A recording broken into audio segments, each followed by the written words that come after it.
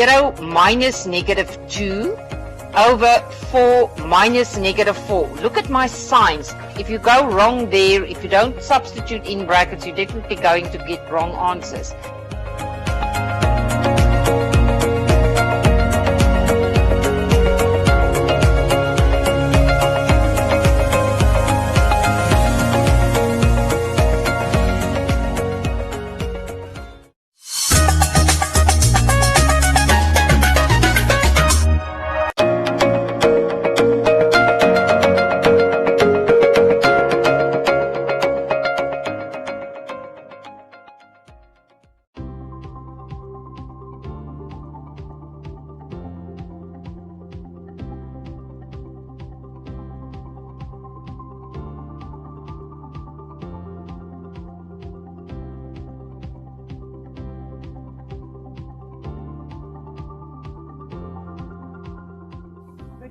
We start today with the economic lesson of 1.3 in your syllabus of the NSEC Economic Ordinary Syllabus.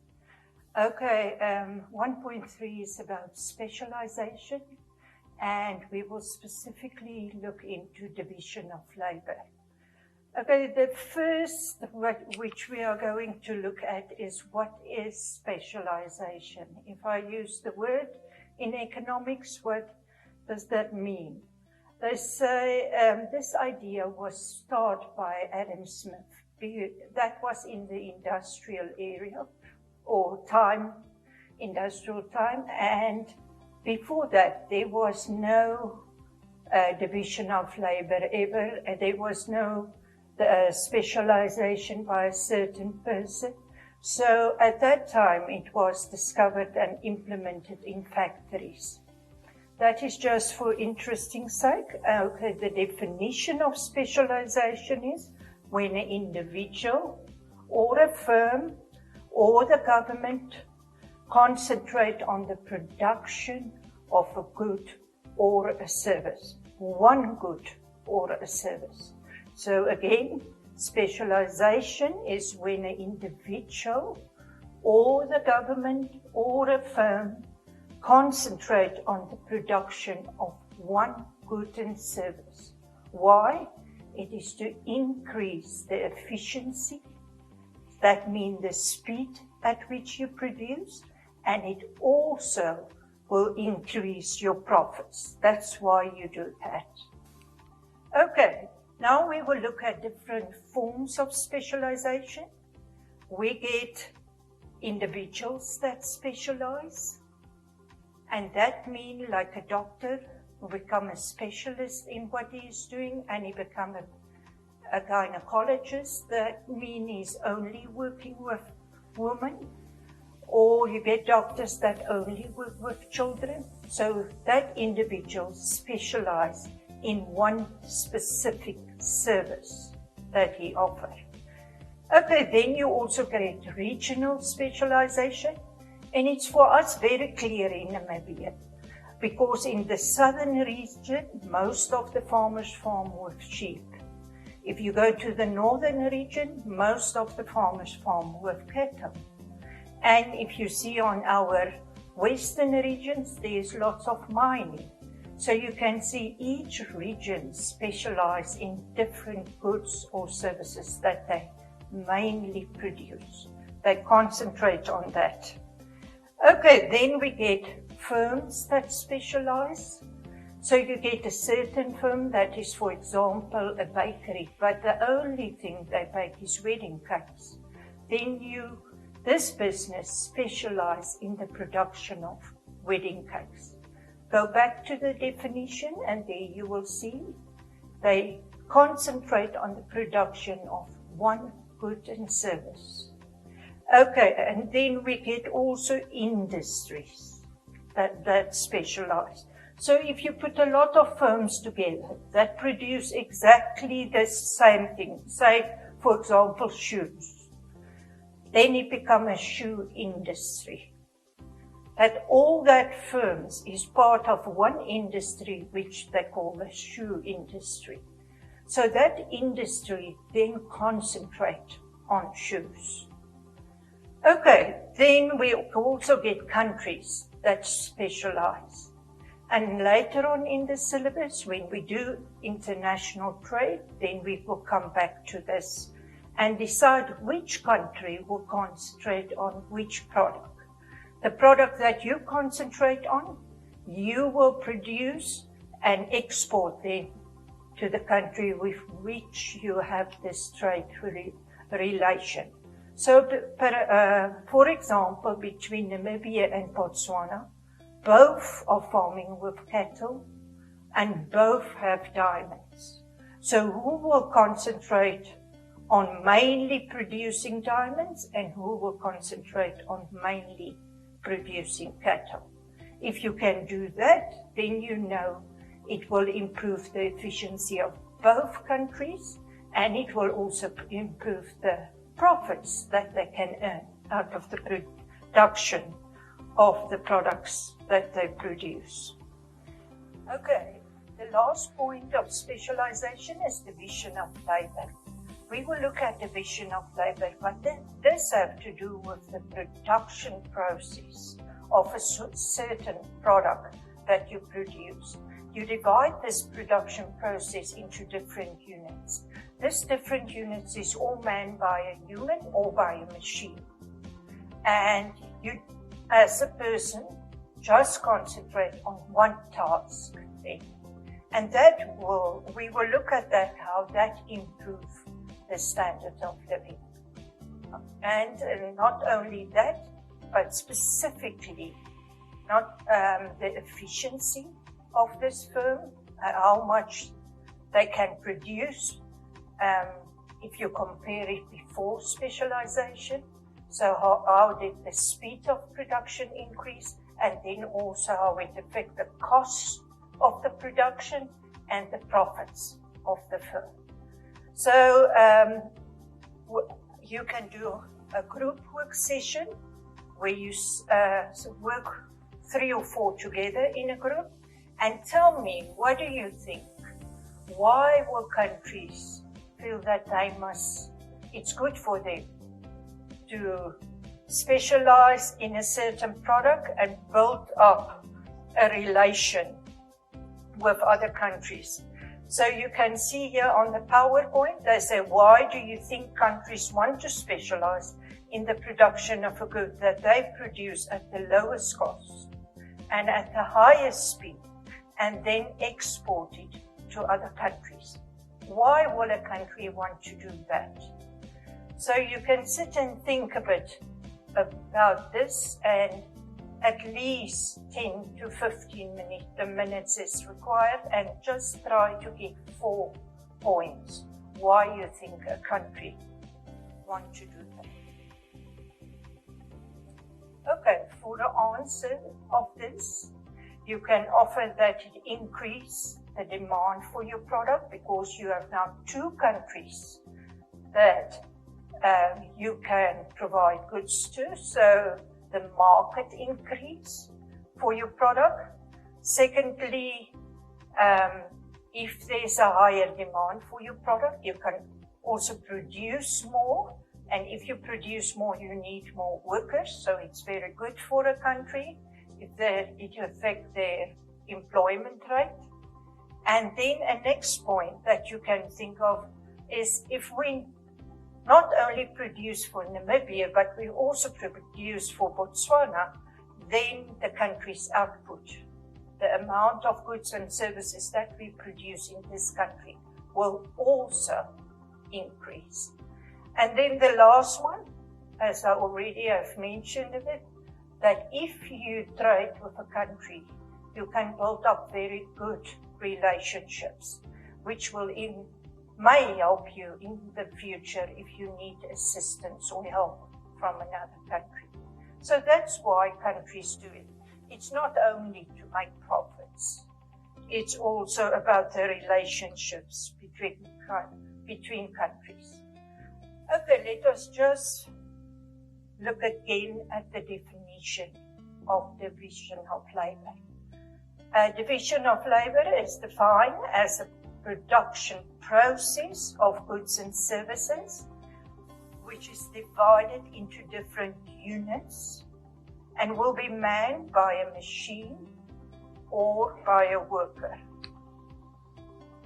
Okay, work that you can do in class is define division of labor, classwork, 3 marks, and you can also explain the regional specialization and give examples of regional specialization in our country.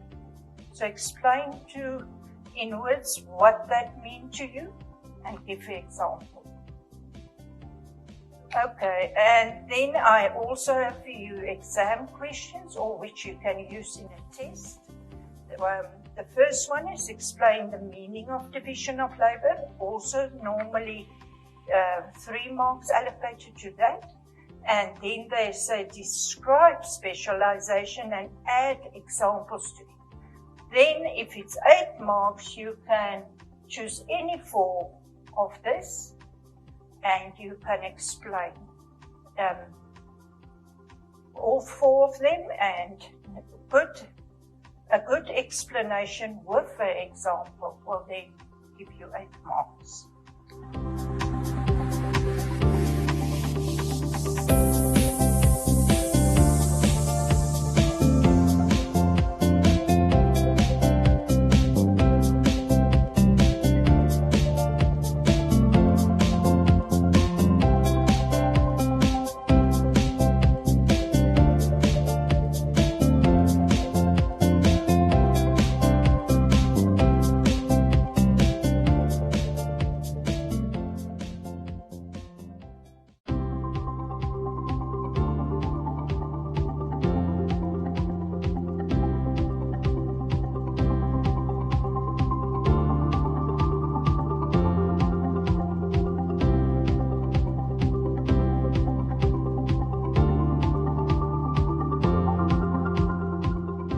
Good day.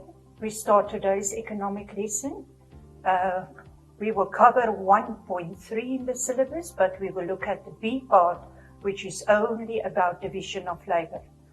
Okay, if you remember from our previous lessons that I've said a secret to success is that you recall information that is discussed during your previous lessons. And an example of this is you can now test the students and ask, define specialization or define division of labor, that they know what you are going to discuss today and that they understand what division of labor is. Okay, we will now look at examples, but before we do that, here's a YouTube video that you can watch. It's always good to get more knowledge on topics from other books or newspapers or magazines or the internet. Okay, we will look at what is good, what is advantages of division of labor, and then we will look at what is disadvantages of division of labor. Now, the advantages of division of labor is that you don't spend so much time on producing a product. It is very time efficient. What that means is that I don't have to move around from one station to another station and to another one. So that helped me. I stay at one place or I sit at one place and I do the job.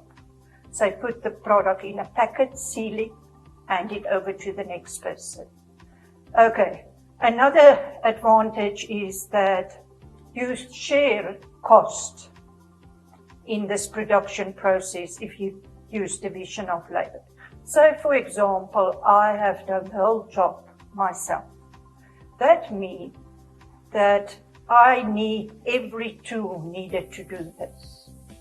But now, if I only do a certain section or unit of this production process, I only need one tool, or the tool for that unit. So the business is not going to buy a duplication of tools. They just buy a tool or tools needed for each section. And by that they save a lot.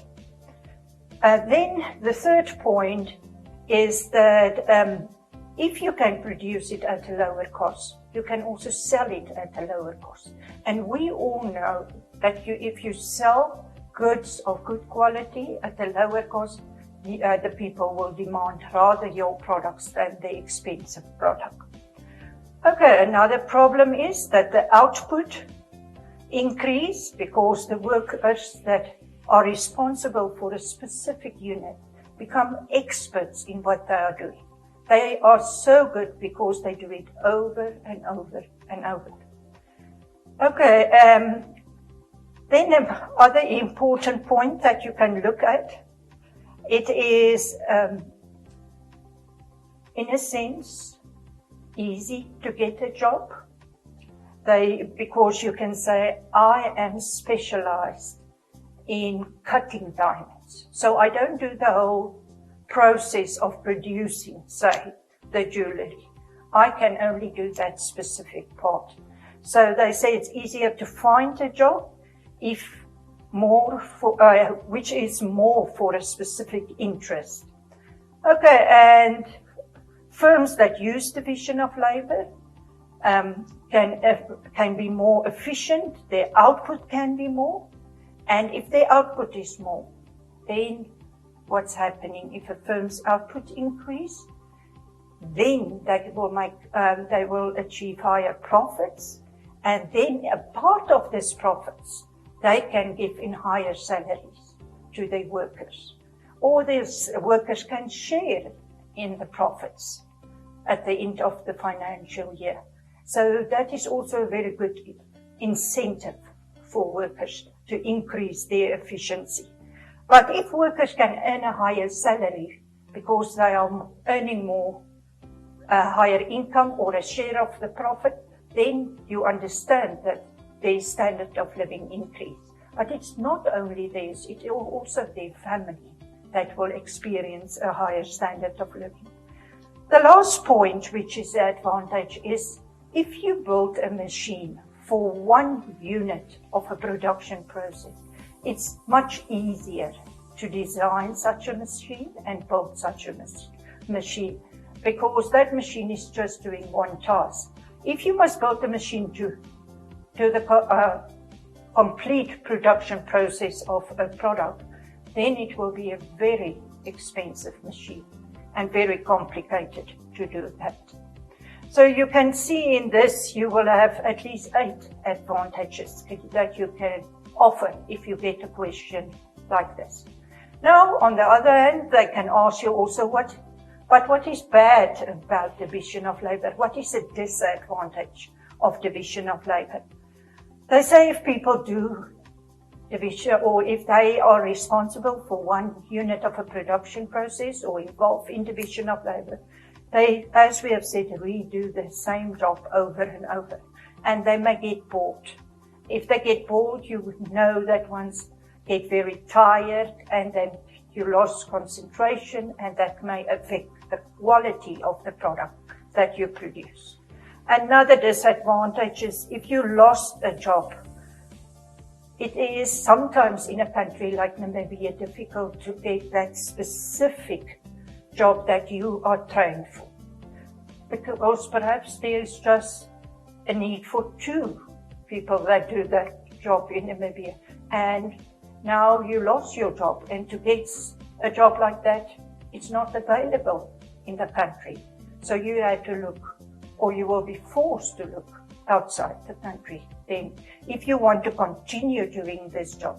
If you don't want to, then you must retrain yourself in another skill, and that is very costly and time consuming. Okay, the last point is that a worker will get ill, and then one part or one unit of the production process is not manned. So that means the production process will stop for that day or the week, or you must replace this person with a temp, and a temp can't produce as fast as your worker that is now ill. So in that case, it will slow down your production process. If you have a machine, or you use a machine in the production process, and the machine man, one of the units, and this machine broke down, then it requires that you get somebody that repair it, and that may take a few hours, and the whole production process will stop or slow down at a very low speed if that happens. A very important point is that if you use division of labor as a form of specialization, all your products that you will produce must look exactly the same. So if we think of companies in our country that can use division of labor, then we think about a company like Namibia Beverages that produce Coca-Cola. All the bottles look exactly the same. All the cool drink that they put in the bottles is also exactly the same. So a company like that can easily introduce division of labor. So that is a very important point that you must remember. If a country is not producing exactly the same product with every production process, then they can't implement division of labor. So a negative point is a lack of variety. Okay, I have for you an example of division of labor. You can, we ask you to produce 120 sandwiches. You decide to use the division of labor in this production process. The first person will take, or only one person, will take 2 slices of bread from a bag, open it, and then hand it over to the next person. So that is my first unit of production. The next person will butter the bread and hand it over to the third person. The third person will put a meat inside, close it like a salami or a bologna, and they close it and hand it over to the fourth person. The fourth person will put it in a bag and seal it, and then hand it to the fifth person, and they put it in a box and count it. So you see, for us, or for you as a class, to produce 120 sandwiches that look exactly the same, you can divide this in a production process. Now, if you come in a practical, you can actually try this and see if it's really increasing the efficiency. If you produce 5 people at one product, or if you produce 1 person to do all 120 or 1 sandwich. Okay, here's classwork for you. Choose your own product. Not my sandwiches, your own product that you want to produce, like, for example, tracksuits or a school jacket or whatever it might be that you want to produce, and then divide your product, the production of your product, into different tasks. For that, you can also mention to me if you, say, for example, want to do toasted sandwiches, then you will at one point have a toaster available, and that is a machine that man 1 unit. So you can also mention, if you don't use my process, I have used people in each and every of the 5 tasks or units of the production process. But if you want to do it and you have machines in between, you can mention it. But try for 5 different units of production. This count 10 marks classwork like that. Okay, and then we will look at the limitations of division of labor. As I've already said, you can't implement it if you have a jewelry, that each and every product that you design look different. Then you can't implement it. You can also not implement it if your market is not big enough. That means the people that demand your product. So that is already 2 problems. So the third problem is that you must have labor available that you know that can do the specific task, or they must be available that you can train them to do the specific task. So labor can be a problem. And then they also said that money, and how you can use money. Also, and the availability of money can sometimes prevent you of implementing division of labor. So it is very important that you realize that. Also, to implement division of labor in a production line, remember you need lots of capital to do so, because perhaps it is now, you need to buy now an extra machine to do that. The last point is that transport available to get all these products that you produce to your clients, that is a need. You can't produce all these products if you don't know how you will get it to your clients. Okay, we just look at a homework that you can do. You can ask the meaning of division of labor. You can, for 3 marks, discuss why a jewelry shop that produce exclusive jewelry pieces can't implement division of labor in their production process, and that you can do for 6 marks. Exam question or test questions can also be, what is the benefits that a division of labor will bring for a business like KFC if they produce chicken burgers and they implement division of labor? That you can do for 6 marks. Look at the advantages for division of labor for KFC. And then number B, help the management of KFC to decide his production, how he will divide his production process if he must produce burgers. And that can also bring 8 marks for you. Okay, at this point, we have finished with 1.3. 1.3 in the lesson number 8, we have done specialization, different forms of specialization. We have done exercises on that, and we have looked at the definition of one form of specialization, which is division of labor. Okay, and in the second lesson, lesson number 9, we have done the B part of 1.3, and we specifically looked at the advantages when you implement division of labor and the disadvantages. And lastly, we have looked at limitations. When will it not be possible for you to do division of labor?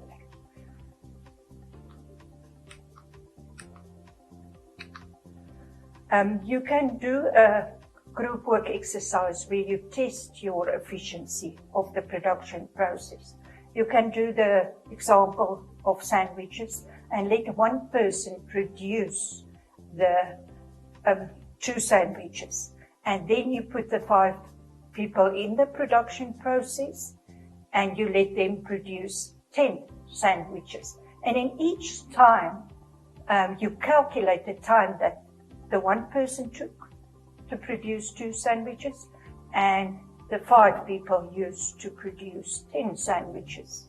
And you divide it, that you see what is the time per one sandwich spent when one person produces it, and the time for one sandwich spent when 5 people produce it.